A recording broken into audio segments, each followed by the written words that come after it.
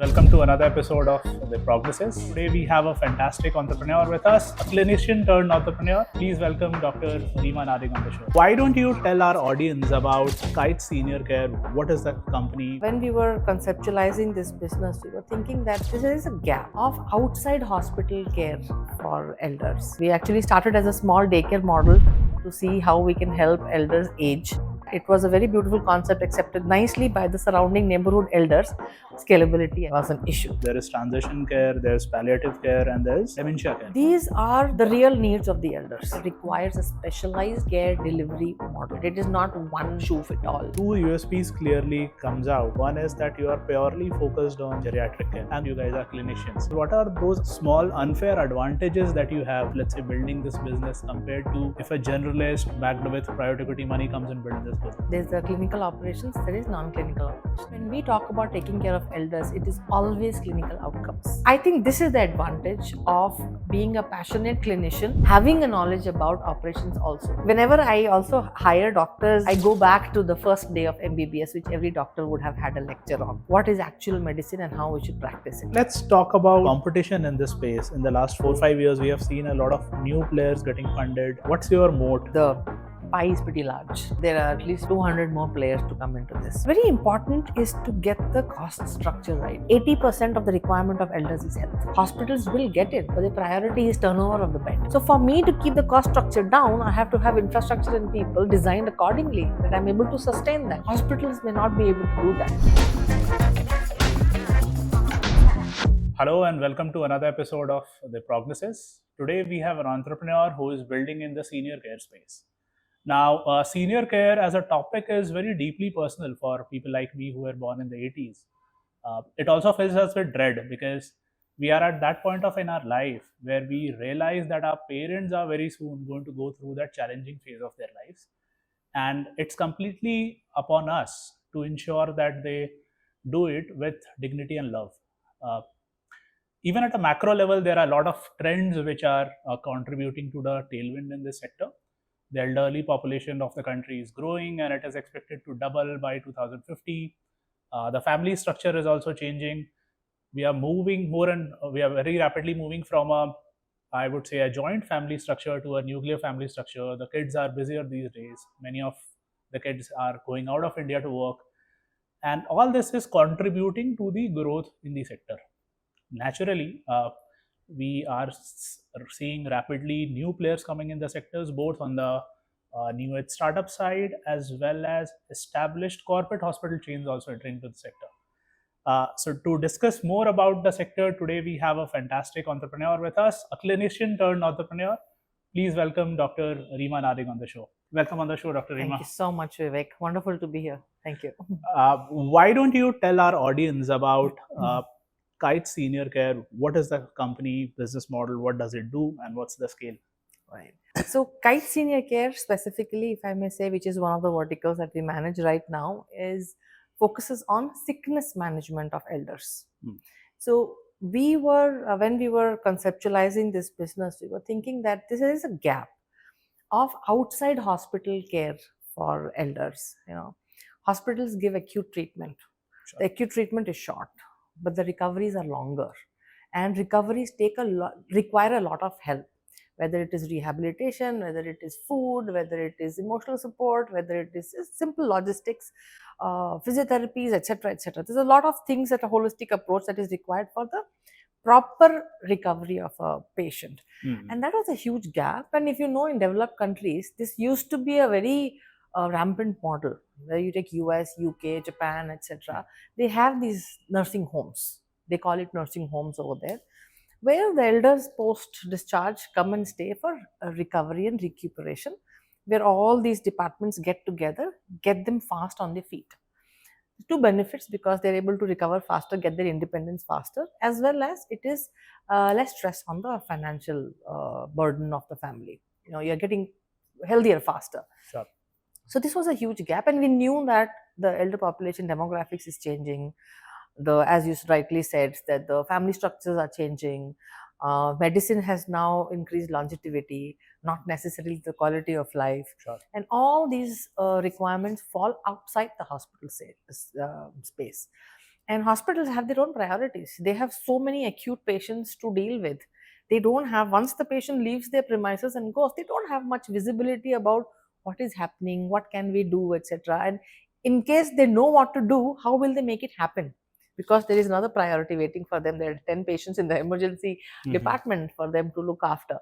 So these are all the things that we thought, and we got into this space. We actually started as a small daycare model to see how we can help elders age.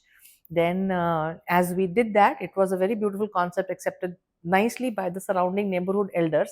Scalability again was an issue, but at least then we kept working on it, and these elders started asking for home care help.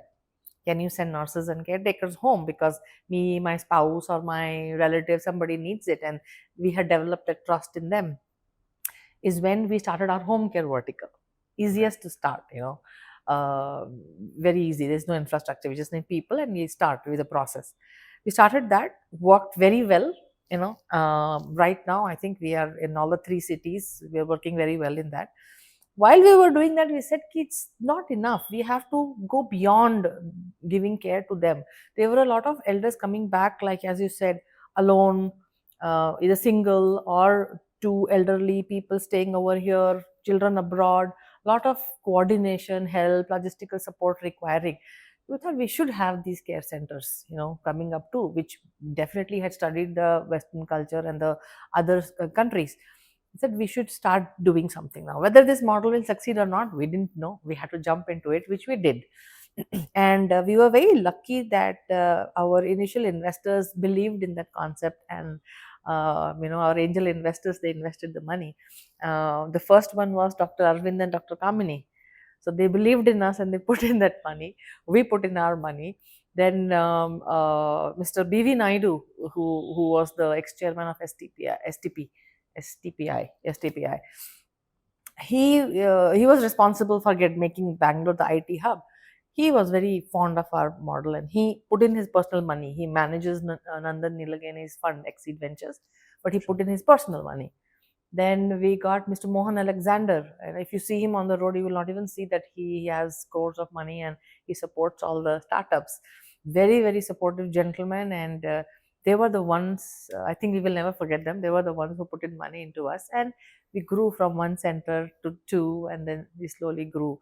And the need definitely, as we grew, was more and more. We were just proving, hence proven was coming every 6 months, I think, and we were just getting motivated.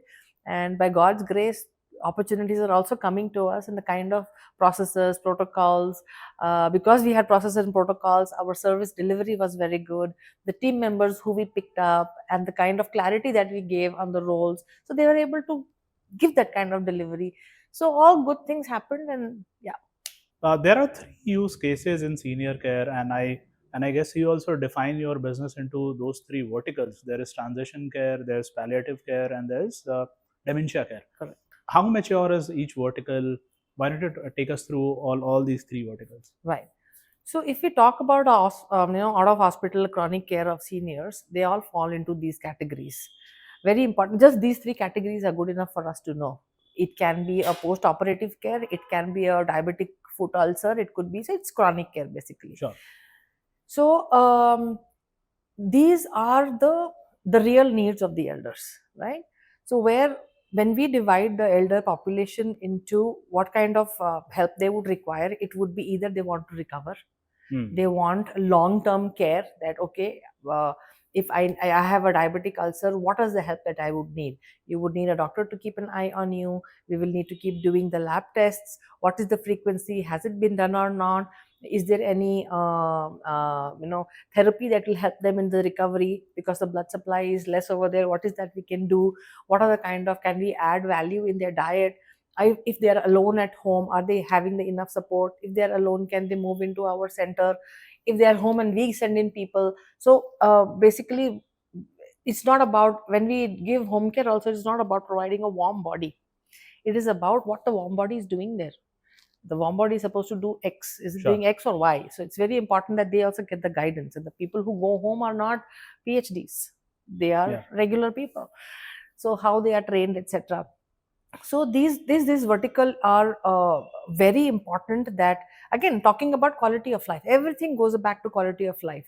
That if a person wants for recovery, they need A, B, C, D. Are we able to provide them ABCD or not? And if we are able to do that, then they will rehabilitate and recover properly. Same thing goes to the palliative care also. In palliative care, they may not look at recovery, but they Yeah. may look at pain management. They will look at comfort care. They will say Improving the quality of quality life of to life. whatever Yeah. extent possible. So till the time they are there, we have had cases where the people have come on stretchers very rigid and stiff and going unconscious. But with the care and the rehabilitation, we didn't do a rehabilitation because we have a separate rehabilitation protocol, we have a separate palliative care protocol. But just with the protocols, they have at least gained consciousness, gone back home in consciousness, spent even months and years with their family, and been able to aware of the surrounding before they passed away. So the whole overall, it just does not impact the person, it also impacts the family also. So it's very important. Dementia again is a different demon that we are dealing with right now. It's like a tsunami. There's so Yeah. many elders coming up with dementia, especially the baby boomers. When we call them, they had a difficult life. They did a lot of sacrifices, including their diet and the food they took, and probably the habits that they had, the lifestyle that they had. They're all getting impacted right now. And if we take the later generation, again, there are stress factors, substance abuses, and maybe alcohol or smoking. That is all. So basically, the dementia and Alzheimer's are now increasing. Sure. So we need to ensure, and physically, because of the longevity and medicine, diabetes, hypertension, etc., has been taken care of very well. Hence, longer life. And longer life with dementia and Alzheimer's, it becomes tough. Yeah. Earlier times, probably the dementia set in and they would pass away in 4 to 5 years. Now with dementia, they have to live in even longer, and we are able to see the stages increasing. So how do we manage them? After stage 4, it becomes very difficult for the families to manage them at home. So what are the solutions that we can provide at home? At what time? When can they come to the daycare center? The awareness is required. When is it that they should stand up and ask for help? That okay, maybe let me go and get evaluated, to understand that this is a neurological issue, it's not a psychiatric issue. That's another awareness that we have to start. Different ages, different stages require different interventions. Are we already equipped with those? And once it becomes advanced, they just cannot live at home. They need to be moved to a facility which is providing them with the solutions which will enhance the quality of life. Even if they have dementia, they yet understand. They go in and out. They feel embarrassed when there are certain things that they do, elders. So it's like it goes back to kindergarten, actually, toddlers. When they do wrong, we don't tell them that you do wrong. But when they do right, we clap for them. Similarly, they start feeling bad.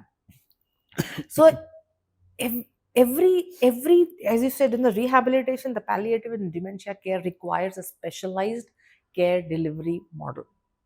So it's very important that we decide that it is not one shoe fit all. Sure. It has to be identified, and each condition comes with its own uniqueness. Maybe an elder comes with us with a total knee replacement having Parkinson's. So we'll have to look at that person differently. Maybe there's a total knee replacement person coming with dementia. We have to look at them differently. So it's a very unique, it's a very actually satisfying clinical, if I may say, the practice, apart from the regular, the OPDs and the rounds and all what doctors do, is really fascinating over here. And so we in KITES, we just wanted to focus in the out of hospital care for elders. And fortunately, we had started off with home care, so it gives them a continuity of care. So when an elder gets discharged from our care homes and goes back home, they go back with our own care. So the same protocols are getting followed over there till they continue to live with them, or they wean them off also and live independently. So it's basically this model has I think worked out very well for us. Sure.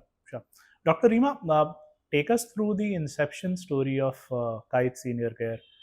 You were a clinician working with Aster, I believe. What led you to leave a well-settled job of a doctor and start this venture? And of course, 6 or 7 years hence, there's a lot of capital available. There's a lot of, as I said, tailwind in that sector. but back when you started, things were, I would say, slightly tougher than how they are today. Take us through the journey. What led you? What was that one moment where you decided that both of you would leave your well-settled jobs and start this company? Basically, it all started with Rajgopal and Dr. Arvind talking about how the elder space over here in India lacks attention. Because Dr. Arvind spent a lot of time in the UK with NHS, and he saw how the elders were being taken care of. And when he came over here, he saw that thing absent, and they used to talk a lot. And then we used to brainstorm a lot that, okay, this space requires attention. That was way back in 2013, and we kept talking. And Rajgopal is a CA by qualification, but very passionate about healthcare. Is when he entered into healthcare by being founder CEO for motherhood. So he learned all the nuances of healthcare, etc. And then he worked briefly with Dr. Arvind and Kamini also. And this brainstorming sessions and recognizing the gap in this space for elders was, we kept talking about it and wanting to kind of delete, are we thinking right, but every time we would talk about it, our belief was even more strengthened. No, there is a need, but we were pretty ahead of time, and again, capital wasn't there. How do we do it slowly, etc. So as I was mentioning earlier, that it all started as a neighborhood elder care center to home care, and then we actually in the middle we did brief what we are doing right now with the Columbia Pacific part. We did do it because after our home care and our care center came in, all the builders who were now trying to retrofit their unsold inventory into senior living at that point in time wanted a service provider. Is when we ran wellness centers there long back. And once we started our our care centers is when we pulled out. But now with Columbia Pacific, we have gone back. So it's a whole circle. So this is how it was. Just at that point in time, definitely it was the opportunity. That there is a huge opportunity. And we were very cognizant of the fact. 2-3 things that we kept in mind was, it's not an emotional story that I had an elder at home. Everybody has an elder at home, right? So it's nothing unique. But apart from that, the 2 things that came out was huge opportunity that is going to be coming to us, and there is nobody who's taking care of it. So let's just focus on this geriatric age group. And also the satisfaction that we would get, it's like a social cause too, taking care of elders. And like pediatrics have undergone a lot of evolution in India. Earlier it used to be part of a multi-specialty hospital, but now pulled out into Rainbow. Similarly, or it is maternity chains, same thing. So geriatrics is something that we knew will be the it will be another single specialty that we will have to go towards. And from the time we started, there were people who said that you have started a care center. Why do you want to not have a rehabilitation of a 40-year-old? But we were, there are other people also doing the rehabilitation for all age groups. We said no. From the day one, we were very sure that we are going to be calling ourselves as geriatric care specialists. The reason being, and that holds true even today. Absolutely, absolutely. So that is why we have. Unfortunately, there are not many geriatricians in India, but in the past 3 years, luckily, we are seeing a lot of geriatricians coming up in India. Or when we started off, nobody, So I had to do a lot of reading on what geriatrics is and how different it is from regular care. Even, for example, just the body by itself, they have lived with the disease for 40 years. They have lived with the changes that the disease does for 40 years. The way the medicine is metabolized in their body is different because of those changes, right? So everything is different. So we can't do a copy paste. So we are very sure that we should not digress. We should, even if it will take some time, just bite the bullet, stick into geriatric space and go ahead. Because there will be OPD, they will want wellness, they will want prevention, they will want acute care. There are thousands of hospitals outside, but that recovery, as I said, which takes so long to this long path, there is nobody to support them. So let's take care of them during that part of their journey and become their partners in their aging years, give them that value. So we yet that geriatric care, that's why we call ourselves geriatric care specialists. So whether it is the Columbia Pacific role, geriatrics is 60 plus or 65 plus as per WHO, but even if it is Columbia, so after we finished our sickness management part, we said let's get into the living part also, because let's get the elders to trust us as soon as they get into their seniorhood.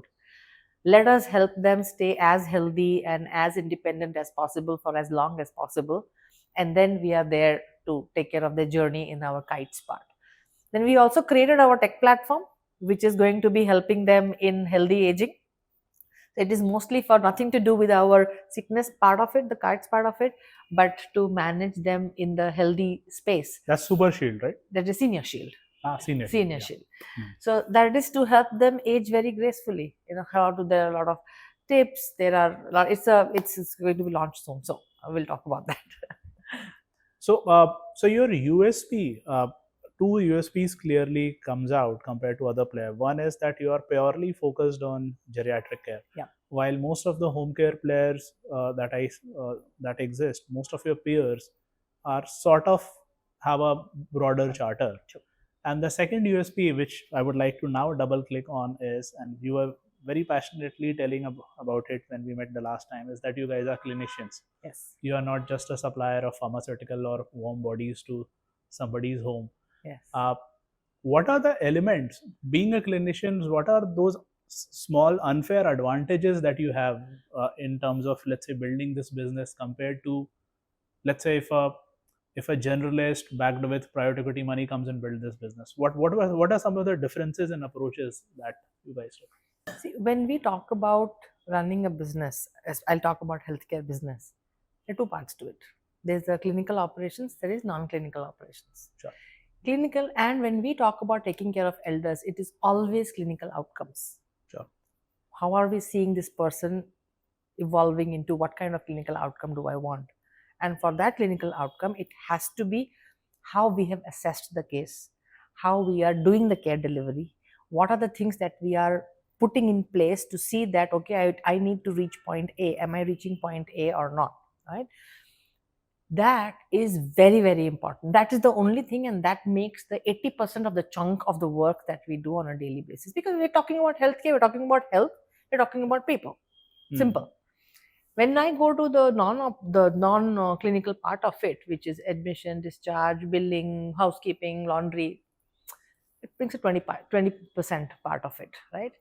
So I think this combination of a doctor being an administrator, because we are able to, I have seen corners where in my previous experience as working in different hospitals earlier, that where are the leakages happening and what else can we do to run it smartly is what I could learn earlier in my growing up days and could implement it over here. Right, so very important for us was this combination of and because I'm a doctor over here, I put in a lot of focus on the quality of the care that is given. We also have a quality department which does regular audits. Even we are like NABH or JCI ready if they give it to the care centers. They've recently come out with the NABH standards for us. So this, I think this is the advantage of being a passionate clinician, having a knowledge about operations also, so that we are, whenever I also hire doctors in KITES, I go back to the first day of MBBS, which every doctor would have had a lecture on. What is actual medicine and how we should practice it. There was whenever we sit, anatomy is the first subject that we sit. And I remember sitting next in an anatomy lab next to the body before we even touch the body. What is it that we need to have it in our heart and be a clinician? What is required? Very important is the communication skill. Very important is how we make the other person feel comfortable. So all those basics of medicine, I'm very glad that I'm able to push it through in our company. And I think that's the huge difference that we create to everybody who joins us. Whether it is a clinician or a non-clinician, they will have to go through this kind of rigmarole to understand patient. We have to take care of their comfort. I will not have protocols which is good for us. We will have protocols which will be good for them ultimately, and of course it'll be, you give care, revenue will follow. There's nothing to, so nobody is spoken about numbers, everybody is spoken about care. So wo to jhak maar ke wapas aayega, so that's not an issue. So this is, I think this is being a clinician with a very solid, I'm a very solid operations person also. I think that has helped. Sure. Dr. Reema, you spoke about the big differences that you saw in how senior care centers are run in the UK versus actually they were non-existent in India. So part of it is, of course, the per capita income, because of as the economy is growing, we will see this sector maturing. But I also think a big part of it is stigma attached to, especially on your living side. Just as a son, if I have to, let's say, run a scenario in my mind, probably I would find it very difficult to gather the courage and go and tell my ma, because she would think vridhashram mein dal rahe ho, right? That's the perception of putting your parent from your, or let's say uprooting them from their home and putting it in a different kind of a care facility. How do you address that stigma? Or how do your patients or the decision maker in their family, how do they address that stigma? It's a evolution that we'll have to face, right? Maybe a generation before was absolutely no about it. Yeah. If you visit any one of the senior living communities, along with your parents, after they come back home, they will make a decision for themselves. Sure. Let us go there, because the life, it's a very vibrant place for them to stay. And stigma definitely is there because they don't know what kind of facilities exist. Yeah. Right? It is like a resort. They don't have to worry about cooking, they don't have to worry about laundry, they don't have to worry about housekeeping, nothing. And there is, in fact, there are elders, when we talk to them, they're more busier doing various kinds of other activities which they were ever. They're busier here. किसी घर party जा रहे हैं, किसी का कोई hobby चल रही है, किसी का ट्रैवल हो रहा है. So it's a very vibrant. I think it is just over time that we will be able to overcome that. And I'm not talking about this the generation which has gone or the generation which is 80 plus right now. But imagine a generation like us. We are not going to be wanting to stay with our kids. We would want to be traveling, being independent. So that's the kind of space that we are looking at new age seniors. So, and now you're talking about the living space being a taboo, which is a much more vibrant and happy space. We get more challenges for the sickness part of it. If my parents are sick and I'm sending them away while I should be seva karna chahiye mere ko. Yeah. Right? Yeah. But हमारे culture में तो बच्चे ही care giver होते थे. Exactly. Yeah. लेकिन अभी lifestyle is कि बच्चे पहले there used to be one earner of the family. Now if the husband and wife don't earn, you will not make ends meet. So that both of them are out, then what do? You're anyways not there, physically present to take care of your parent. The good thing, the good decision would be that you get the right kind of care for them. So that is what, whenever these children who send parents to us for recovery, we tell them that you are an inspirational child, that you are taking the right decision for your parent. It's like putting your child to a school. The child may not like that school, but you know what is good for the child, and you will do the same, you will push the child to do that. And so, challenge in KITES senior care, the care part of it is lesser because it is temporary. It is 6 weeks, 6 months, whatever, depending upon the clinical condition. But yet they feel that guilt. The guilt we have seen is larger there, because during sickness time, I'm not with my parent. But those are those inspirational kids who have taken the right decision for their parents. We applaud them. We say that, you're doing the right thing. Senior living, I think once they see it, once they go and visit it, I don't think there will be any taboo attached to it. Slowly that will go away. 5 years back, if there were 1,000 people, now there are 10,000 people who are accepting it. And as we go along, there'll be more people accepting it. The new age elders, as I'm talking, the people who have turned 60 now, they are tech savvy, they're traveling the world, they are well read, they don't want to be tied down. Kids have gone, they are on their good path, so they are having a good time. This will Makes sense. Yeah, I think it will take some time, but slowly and slowly that realization will come. So I think we are sorry. So we are in an evolution industry, if I may say.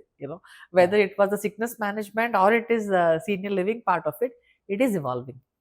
Yeah. Are we there yet? No, not at all.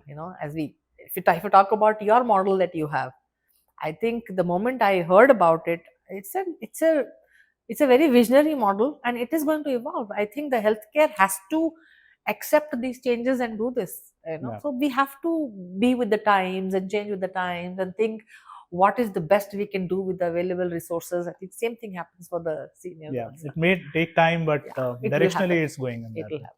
By the way, you have been around for almost a decade now. So, have you seen this mindset change already happening in the last few years? Yeah, that is why we are very motivated to keep adding more centers and more senior living facilities. So we are seeing. Amazing. Senior living facilities are going like hotcakes. That is now that senior living part is no longer kind of a taboo, if I may say. Sure. The sickness part, it is there, but we are seeing that change too. That is why we are from one center, we are to 6 centers now. So, Dr. Reema, we talked about the living part and the home care part. Let's come to the other aspects of your business. Let's talk about Columbia Pacific Communities.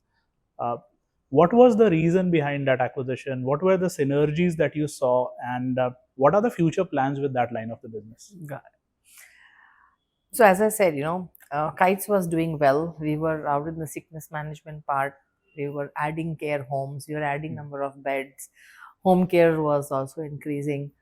We always wanted to catch elders early. That let's help them. When we started taking care of the sickness, we thought that if they would have done this 10 years back, they wouldn't be here. So how can we catch them then? Then we thought that to cover the whole 9 yards of a senior care, it will be better that we catch hold of them when they just turn seniors. Let them help. So 60. 60, around 60, right? So let's start intervening in their health at that point in time, so that whatever they do, the longevity is there. But how can we make it more healthier and more independent if we enter early? It's all the learnings that we got when we were taking care of the sick elders at our place, thinking only if we could do this earlier. So we always had the plan of getting into the living part also, and we created a company too. Again, as I said, God has been with us. While we had created a company, we signed up one particular project, is when this opportunity through Dr. Ranjan Pai, who is our investor, the MEMG, the family fund, because he had done the deal with Columbia Asia Hospitals, so the team in the US was known to him, and they were seeing that the living part of it over here was not going where they wanted it to go.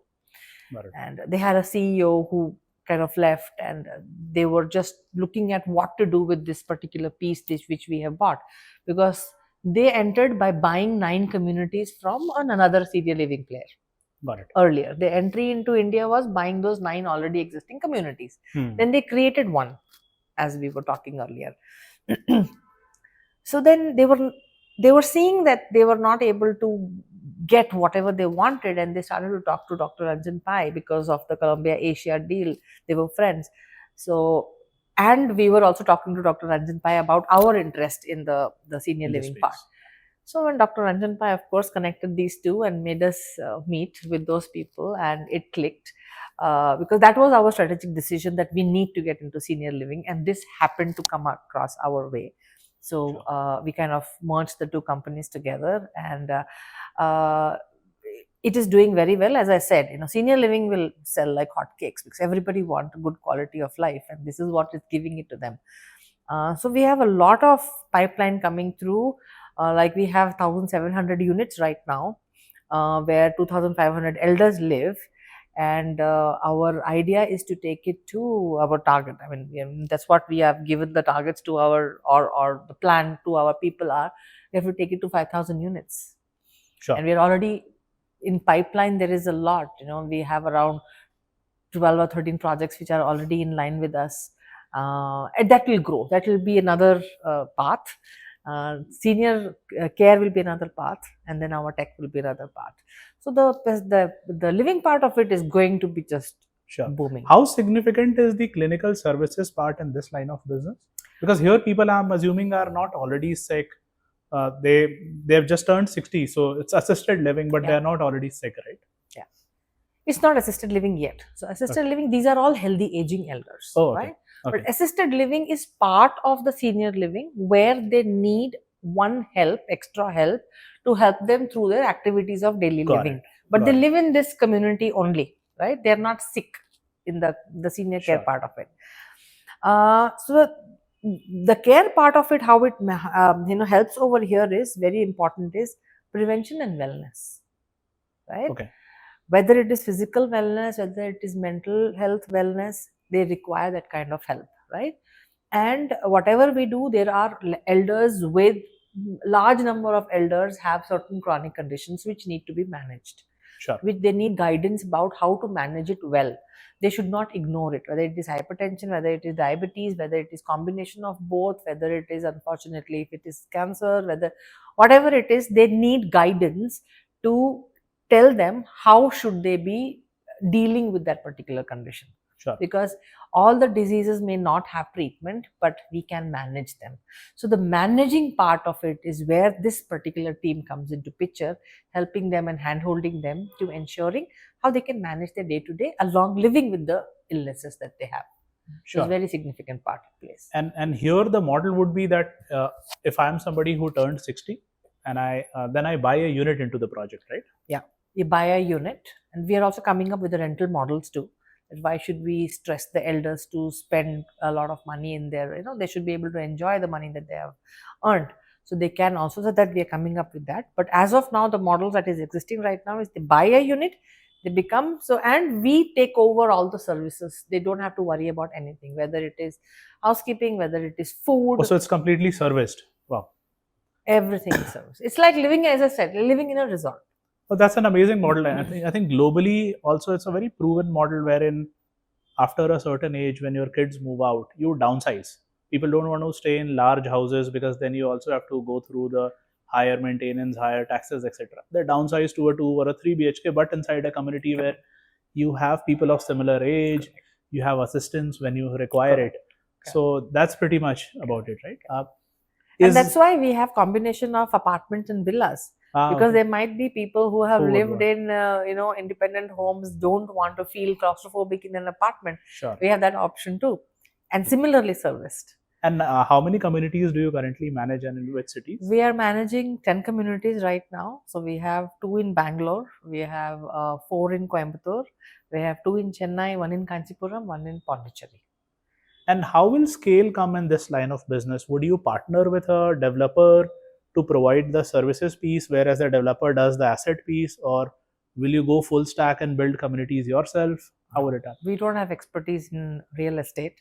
So the first option, we partner with the builders and we help them design the spaces. We help them design services. So you get involved at the design stage itself. The design stage itself.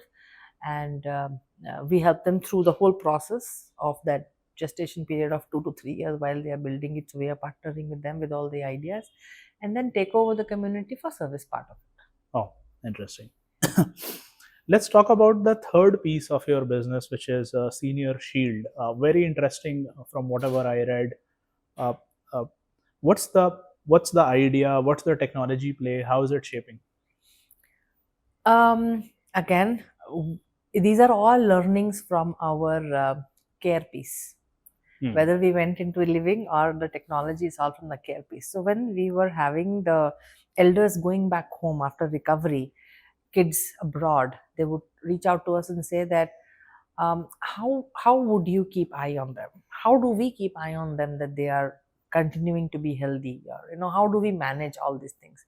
Is when this thought came to us that let's make a piece which is helping them at home, the reminders, etc., is when this idea came to us. And when we bounced off ideas with a few people, the first question was, you too? Again an app? Right? So the two differences that I would tell that this app brings is that it is designed and serviced by a service provider. It is not a tech company which is made it and is dependent upon a service provider to give them services, but it is made by service providers and the features have been created from our knowledge that what is it that we have seen that the elders would need. So the features have been designed keeping all those things in mind. What kind of features? For example, it has 3 main hubs. One is a health hub, which talks about where we have teleconsultations with our doctors and therapists. Got it. It's not an aggregator platform. So our doctors, our physiotherapists, our Ayurveda therapists, our clinical counselors, all of them are there, and they can online do a consultation with them. Okay. Seniors, if you see, most of the time don't go to hospitals for wellness or prevention because they get intimidated by hospitals. They don't want to travel, right? So if the care reaches to the end users by the specialists, it's nothing like that, right? And and geriatricians, if you see, they may not be specialists, but they are the gatekeepers, and they can tell them which, if I'm not able to handle, which is the other door that you can knock on. That's the guidance that can be given to them. And sitting in the comfort of their homes, they are able to keep the health in their own hands. They make decisions, they will do it. So Health Hub, one part is the teleconsultation with all our people. Then they can store any number of the medical records chronologically. Okay. From prescriptions to discharge summaries to whatever. They don't have to carry huge folders, plastic bags to, and whenever they're traveling also, everything is there on the phone. Yeah. Then there are reminders. Now, when there are reminders that they can put by themselves, or in case a consultation is happening on this platform and the doctor or the therapist is writing the prescription on this particular platform, it automatically goes and sits into the reminders. They don't even have to do that, right? So this is the Health Hub. Then there is Engagement Hub. Then there is remote monitoring. We are remotely monitoring them that, are you healthy? And there are just 4 parameters which will tell us that they're healthy or not. And healthy elders never want to be want to hear lecture about do this, don't do that, measure your this thing. It's not nice. We will also not like it, so they also don't like it.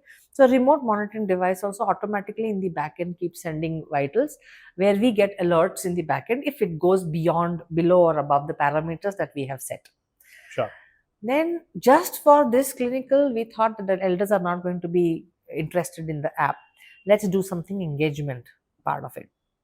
Is when we started off neighborhood activities, that there is a pottery workshop or a play that is happening in your neighborhood or things like that. So, job opportunities posting over there. So we have tied up with job opportunities for them, in case there is a retired CA who is working with an account firm for 4 hours a week. So they do it online, or they can go to office. So they kind of get a purpose, right? Sure. Then this is just the MVP I'm talking about. There are other things that we have planned for phase 2, phase 3. So very interesting things that we have planned. So this is engagement things. Then they get health tips, which are specific for elders. If it is winters, for example, vaccination is very, very important. That day I was talking to you. So we put that okay, this is the time that you have to start asking for vaccinations. So they will get that notification over there. If it is rainy season has started, what is it that they should keep themselves safe? Whether it is slip proof or clothing that they're wearing, or how, things like that. So they keep getting these engagement things a lot. Then we have engagement also includes these games which will keep them cognitively active. So we have designed games which will, if they play for 10 to 15 minutes, will keep them active. They will not get into brain exercise has to happen. Then we also have e-commerce, again specifically for seniors. Okay. Everything we do, we just revolve around seniors. Whether it is nutraceuticals, whether it is supplements, whether it is ready to make food for them, because elders usually will end up, if you see older people, we either have South Indians will have dahi chawal, or the North Indians will have doodh roti. Yeah. That's all they will have. So, but that's not nutritious enough. So, and in case somebody, for some reason, they are not getting food, they don't like food from outside. So we have these small packaged food, which nutritious, that they can keep it at home and make it. Then the elder friendly travel. Then we give them advice on will writing, living will writing, in case they require advice on any financial investment, etc. So all those things, everything to do with Everything elders. that's required. Yeah. So we do devices for that matter. Very interesting devices. For example, Parkinson's stick is there in case the gentleman or the patient is stationary for some time, it will vibrate. So they get a stimulus that they have to start moving, kind of a thing. Okay. Or whether it is coming in and getting out of the car, they always find it difficult, right? So there's a swivel seat that you place on the existing seat. You sit like this and turn around. So these kind of interesting items, and very interestingly, like kids, elders also keep looking out for such gadgets. They love it. Wow. So yeah. So these are the things that this app kind of covers all the aspects of their living, whether it is healthcare, whether it is engagement, which is entertainment, and also if they want to buy something, it's there. So it's kind of a super app for them. Very interesting. And as a customer, who can come on this app? Only people who are staying in your communities, or no, anyone? Anyone. Oh, interesting. So it's an open platform. It's an open platform. Very interesting. Dr. Reema, let's talk about competition in this space. In the last 4 years, 4 or 5 years, we have seen a lot of new players getting funded. We have seen some builders getting into this space. We have seen some major hospital chains entering into the senior living space. How do you see this intensifying competition for somebody like you? What's your moat? Of course, the market is big enough, and it is getting only bigger. So while it is not a winners take all market, but the trend is more secular in the larger cities like Bangalore, Chennai, Hyderabad, and most of these competitions are also facing in the, or let's say focusing on these cities. So what's your strategy to, let's say, get ahead of them? I think one answer you've already given, that the pie is pretty large. Sure. There are, at least we need 200 more players to come into this. But very important is to get the cost structure right. Right? The real estate people are getting into it because they are thinking that, okay, covering the whole aspects, the elders, when they come and start living with us, am I able to capture every other expense that they would have? Sure. And largely the expense mostly the elders would have is health. So that's the reason, that's the motivation for them to get into that particular thing. Now, how well they will be able to do it, because their whole DNA is different. That is a different question altogether. But yeah, they would want to get into it, and they're getting into it. So that is for now. For how long we'll be able to keep ourselves over there, I'm sure we have gotten the the head speed, so we'll be able to keep up. Sure. But the pie is large, so we'll be able to do that. And the expertise is, again, as I said earlier in our conversation, 80% of the requirement of elders is health. Yeah. If we get that piece right. Now, for example, hospitals, for that matter, hospitals will get in, but their priority is not this. Sure. Their priority is turnover of the bed. Sure. Their matrix, one of the matrix by their venture capitalist also is ARPOBs. Yeah. Right? They will not be able to maintain that with this kind of model. They will start as a, whenever a new person comes into and joins the team, has to do something innovative. Yeah. They will probably think of the solution ki chalo ye bhi department add kar do. Like how the maternity and the pediatrics have gone out of the hospital, this will not stay. This will not be able to. So, and the hospitals will end up charging more. As I said, the cost is very, very important. Elders will not pay. Not pay, nahi. They can't pay. Sure. How much they would have, what they have earned right now, the valuation would be very, very less for the value of the money that they have right now. So they will not be able to pay. So for me to keep the cost structure down, I have to have infrastructure and people designed accordingly, that I'm able to sustain that with the low cost. Hospitals may not be able to do that. They can try it, but I'm not too confident about the sustainability of that. We have seen both kind of approaches by the major corporate hospital chains. There are some like Manipal or Narayana who are completely focused on growing their bed count, because the market is rewarding an increase. The valuation that you get for each bed that you add in a hospital setup is much higher. So why focus on something else? But then there are other set of players like Max, come up with Max at Home. Apollo has come up with Apollo Home Care. I think one advantage that they have is the perception. Two advantages I would say. One is perception, because उनका perception है clinical वाला compared to, let's say, a standalone player. If I have to, let's say, take a or choose a care provider for my out of hospital care provider for my parents, Apollo या max नाम सुन के लगता है कि वो ज़्यादा clinical होंगे, चाहे पर्सनल रियलिटी जो भी हो. And second benefit theoretically would be that they would have this funnel of patients coming out of hospitals. So do you see more focus by these larger hospitals in the coming years, once you guys have done the groundwork, proven the model, laid the roads? इनके लिए easy होगा आना यहाँ sector में? Absolutely. Now, if you talk about the out of hospital care, there are two parts to it. One is the home care that we are talking, which Apollo Home Care has, which Max Home Care has, which we also have. But that one piece that they don't have yet is the care center part of it. Yeah. Right? Now, if there is a neuro rehabilitation that has to happen, which will take 6 months. घर पे नहीं हो सकता. घर पे हो सकता है, पर वो outcome नहीं आएगा. Sure. Right? And these home care people, whoever are there, they are not necessarily, they are all from one same pool. Yeah. Right? Yeah. What matters is what is the kind of training and protocols that you are giving to the warm body who's deployed at home to do your job that you want them to do. Sure. So if it is talking about companionship, it is fine. But if it is talking about recovery, and if it is talking about dementia care at home, they need to be specially trained for that. Yeah. And I have not seen any hospital chain paying any attention to that part, training part of it.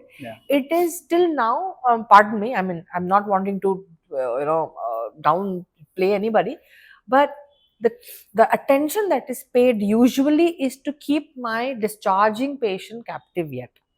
So, जो post hospitalization labs होंगे, post hospitalization medicines होंगे, everything has to go through us. So they are able to keep that is more of a, I think, revenue play rather than a service play. So again, coming back to us, is for us the motto is primarily the service part of it. That you give the service, you will get the revenue. So our idea, we never create any products or anything thinking that I have to make more money. We are creating products thinking that will it benefit the end user. So if it will benefit, it will come by itself. So that's the difference. And whether how are we going to cope up with it? I don't. As of now, we are not too worried about it, because as I said, out of hospital is the care center part also, and the home care part. For us, the home care part is an extension of the care center. We never do direct. Most of our elders at home are not direct customers. They are all people who have left our care centers and gone. A very small percentage which reach out to us directly. So we are able to cater to our own, set of people. You made a very interesting point about pricing and affordability. That becomes a moat for people like you. Why don't you help us understand what's your target segment? Is it only rich people, or is it upper middle class people? किस तरह के लोग आते हैं? I think we target basically for now, though we would want to go down to the which we are having some talks with the government also. We would like to help the people in the smaller areas too. But right as of now, our target population is middle class and upper middle class upwards. So your services are affordable even for the middle class? Yes. Got it. Because if we talk about home care, right, our prices don't change if it is upper middle class or a rich person. It's the same. Home care, right? I'm giving a person, that person is uska itna cost hai. When they come to our center, care center, so we have different categories for them to choose from. Okay. As the hospital has it. Just hospital model. As the hospital, if it's a single occupancy or a double occupancy or a bigger occupancy. So depending upon that, they can choose, because the kind of benefits that come along with it, I think they are able to understand that. Because if we have to do the math to math also, if they are doing it at home, there's a lot of, they are not able to take 100% hands off. They yet have to see the person who has come or not, whether I have to make the food ready, I have to make the food ready for the caretaker. So there's a lot of logistical issues which are there, which are taken away when they are over here, and the family feels a sense of relief, if I may say. After that period of acute sickness, they feel ki, okay, somebody is there to take care and they're doing a good job, and my parent is recovering better than what I could have done because I am not an expert in this. So they feel happy about it, and that's the value again for them. Sure. Affordability in healthcare is also linked to insurance coverage. And outside India, I mean, this sector has a very wide coverage because it's in insurers' favor कि लोग hospital से जल्दी बाहर निकलें. So if you cover the out of hospital part, तो insurer के लिए वो फायदा ही होता है. India में why have we not seen that trend? I mean, out of hospital care का coverage, it's quite low. Do you see it changing? Are your services covered by most of the insurance players? Very pertinent question, which we are also working towards. But just one clarification, that the insurance players in the Western world isn't as hunky-dory as we believe it is, right? Of course, the elders are discharged from the hospital in a day. Yeah. Unfortunately, in care centers also, because the numbers are increasing, they are not allowed to stay for more than 2 or 3 days. Oh. They have to go home, right? And in the countries, like if I may use countries, developed countries, they don't have a concept what we have of a 24/7 caretaker at home. They will come for a specific job. Okay. They will come to either feed you or bathe you or take you to the hospital and come back. They are doing dependent tasks only. And they're supremely expensive over there, which these things are also hardly, all the insurances don't pay over there. Now that is the Western insurance part of it. Coming to India, as of now, it is not being covered by insurance, number one. Number two, the reason, all our care centers are medically registered establishment for two reasons. One is, of course, the GST that people don't have to pay. And number two is insurance might pay, right? Sure. Insurance will only pay if the sum insured has not been exhausted by the hospitals while they were there for their acute illness. If that's exhausted, it depends upon the sum insured also amount. If it is 5 to 10 lakhs, it would have been over in the hospital. There will be hardly left over here. Yeah. Insurance companies are, though the medical insurance coverage has increased in India, it is not as mature. The insurance companies have not recognized care centers like ours, which run like a hospital, to be covered under their realm. So cashless is not happening right now, though we are in chats with the insurance company.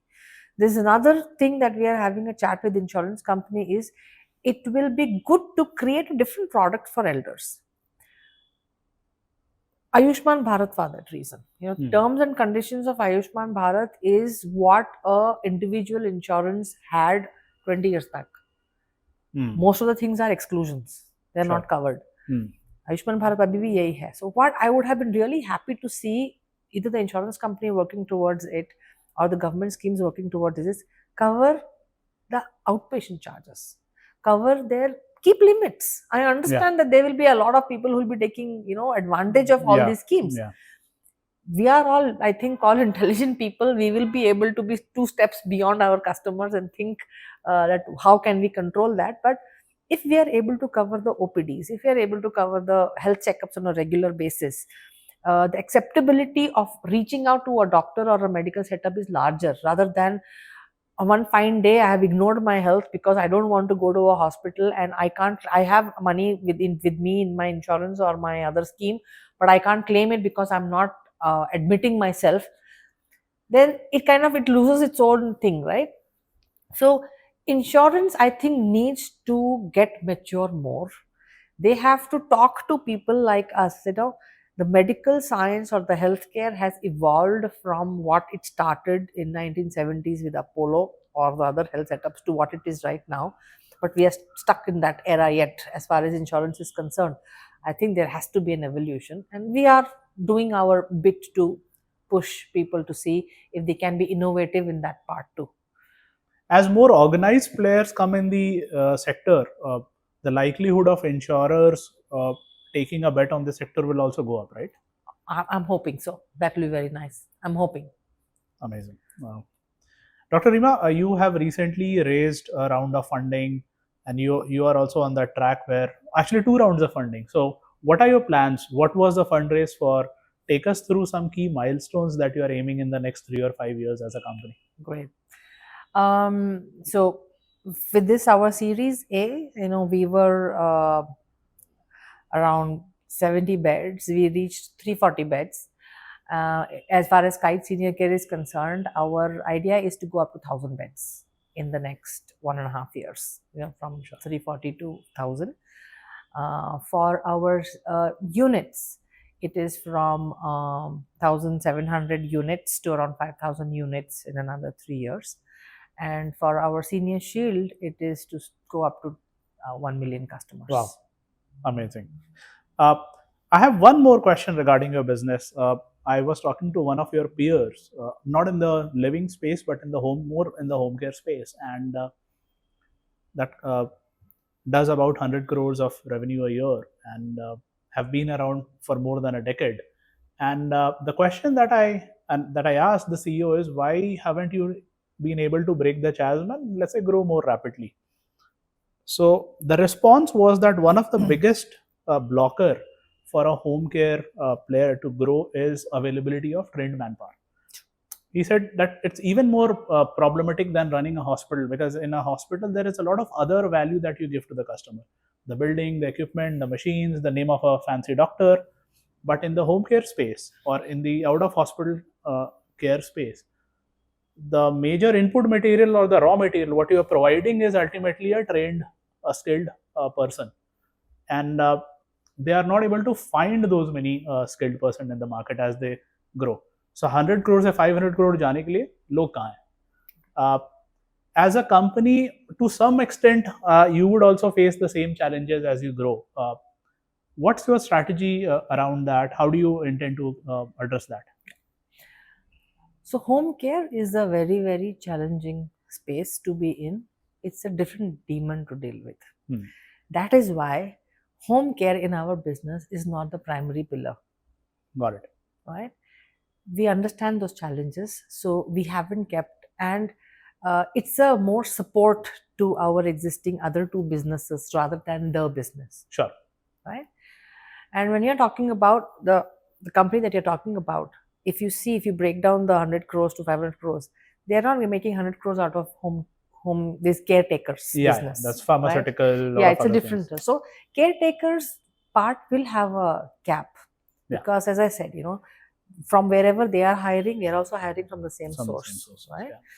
So the kind of people that we will get, so our bandwidth depends upon how much appetite I want to have for that support vertical of mine, rather than I'm not making it my main. My main is the care, right? Sure. So that support, and how much would I, there are many margins. The people, because it is coming home, the care is coming home, people don't want to pay also. Yeah. So it's a very, very tough, as I said, it's a different demon to deal with. Yeah. Right? Sure. So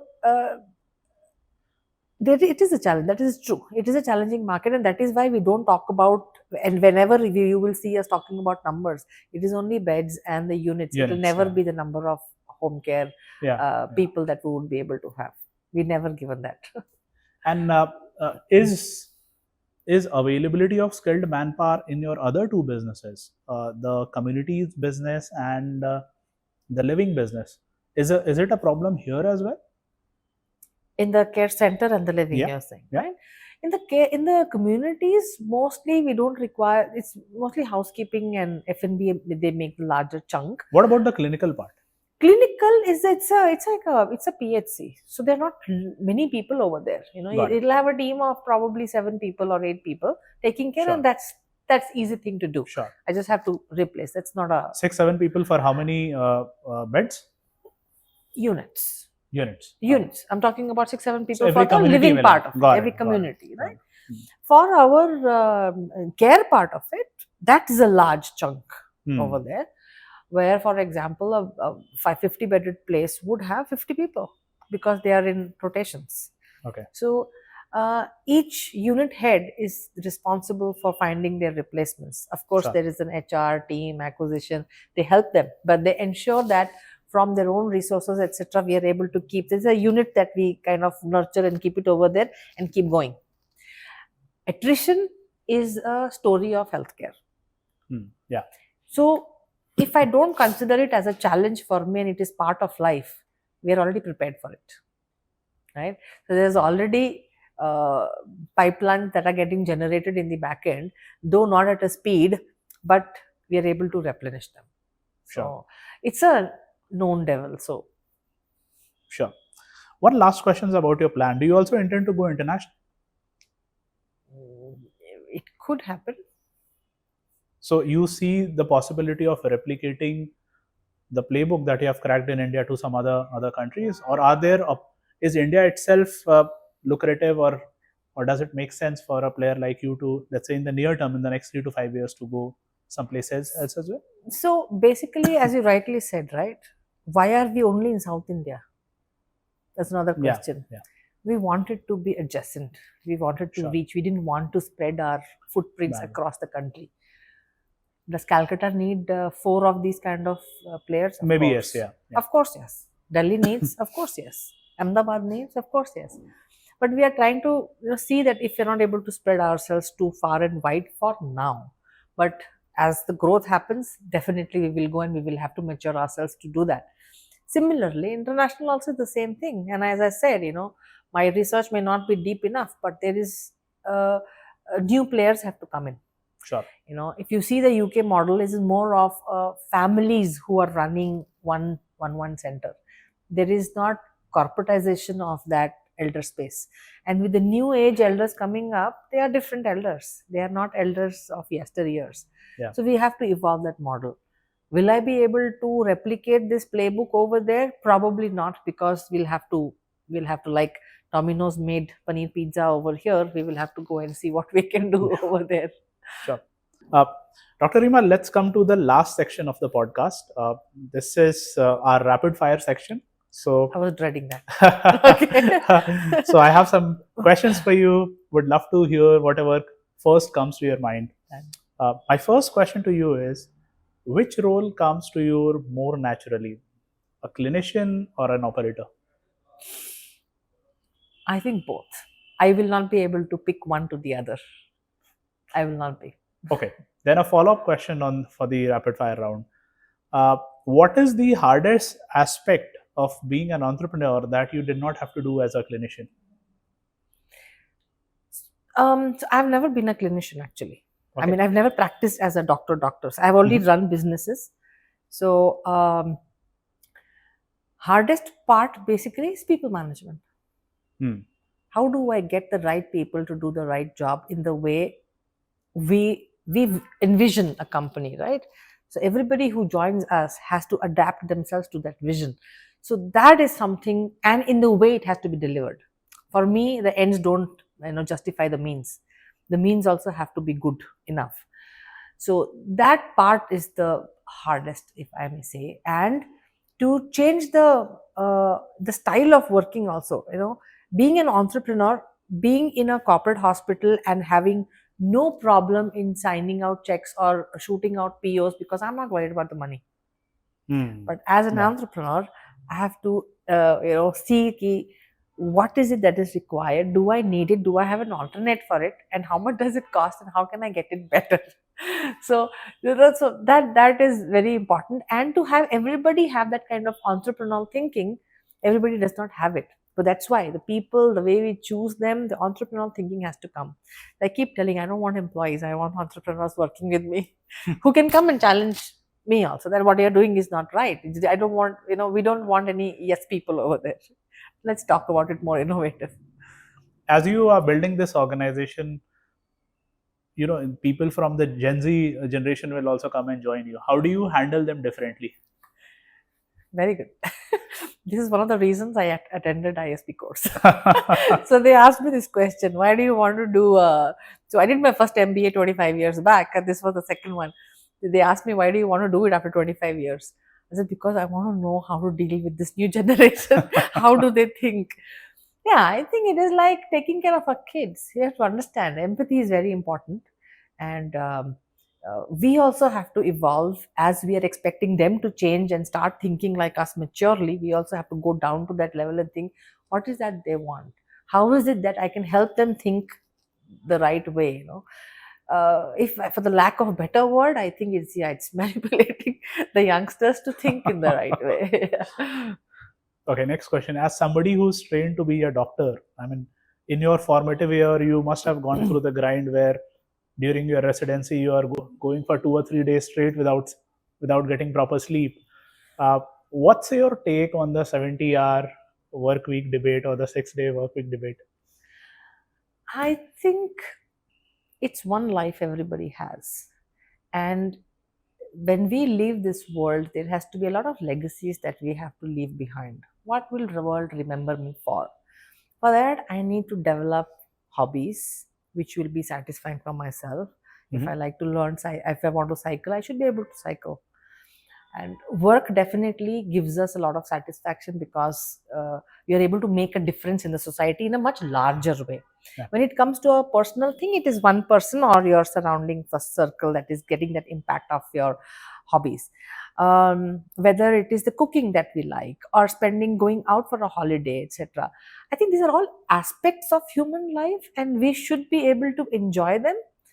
Have that balance of enjoyment. It is age old saying, what all study and no play makes Jack a dull boy. Yeah. Same thing over here.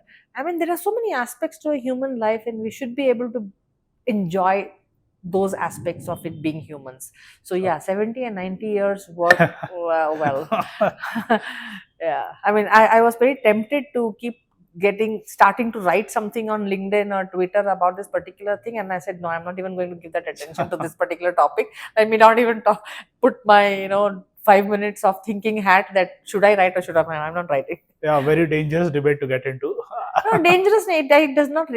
It does not deserve my attention. Yeah. What's one item on your personal to-do list that has been there for a while now, but you haven't been able to take? Travel. You want to travel more? Yeah. Okay. Travel more. What book are you currently reading? Life Science by David Sinclair.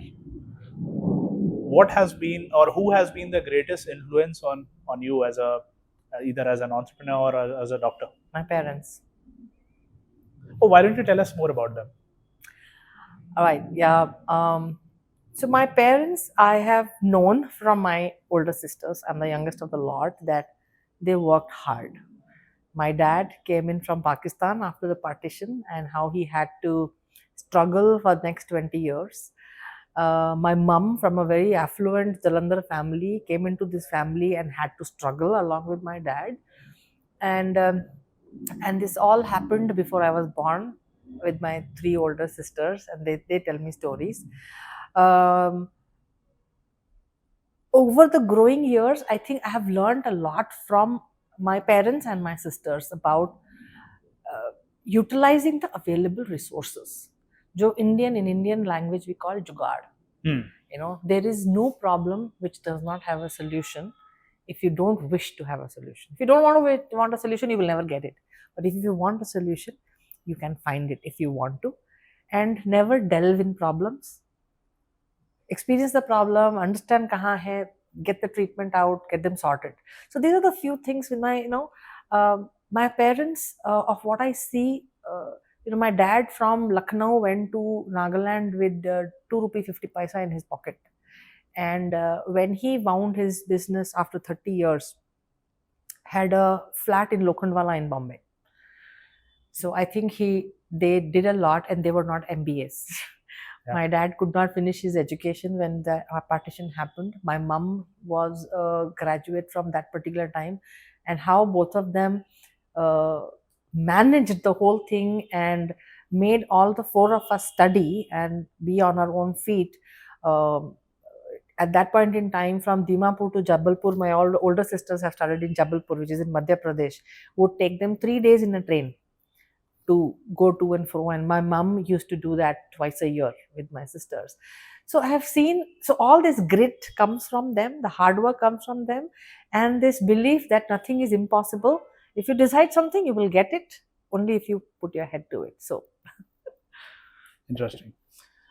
If you were to build a dream advisory board for kites, who are the two people you are going to add to the advisory board? To be very frank, I have not thought about it because as of now, life is cruising. I think it's very important. Dr. Ranjan Pai has been amazing. He's a very, very supportive, uh, the person in the board over here. He's very forward thinking. He's very quick on his feet, very supportive. So I don't think I have been able to go beyond that. Everybody on the team right now, whoever we have, I think are good. I don't think I need anybody because the names that are coming to me right now are all the names who are in this 70 to 90-hour debate. I don't want to go there. If you were to give one advice to your daughters that life has taught you the hard way, what would that would be?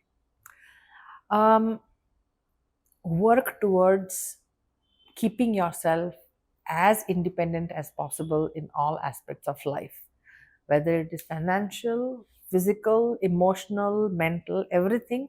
Everybody has their own problems to deal with. We can't depend upon others to help us solve them. So we need to create ourselves the resilience inside ourselves to be able to manage all these things well. Yeah, independence is something that I teach my daughters. Spot on. Thank you so much for the conversation, Dr. Reema, and we are truly inspired by the grit and by the customer obsession with which you are building this business. I wish you all the luck. Thank you for being on the show. Thank you so much, Vivek. It was wonderful to be here, and I'm very glad that with our the business proposal we started, I think I see a friend in you. I think we should continue to be in touch with each other, and I really love your vision, and I am 100% sure it is going to go places. Thank you so much, Dr.